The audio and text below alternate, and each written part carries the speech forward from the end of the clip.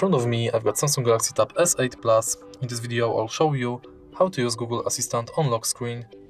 In the beginning, let's enter Google app, tap button in the right corner and go to settings. Enter Google Assistant, voice match,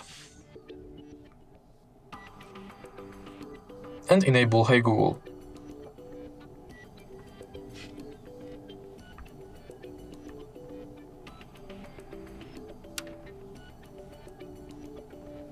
Go back, enter lock screen, and also make sure that this function is enabled. Now you can simply lock the screen and say, Hey Google, what's the weather like tomorrow? Tomorrow in Krakow, there will be scattered showers, with a high of 7 and a low of -1. If you find this video helpful, please leave like, comment and subscribe.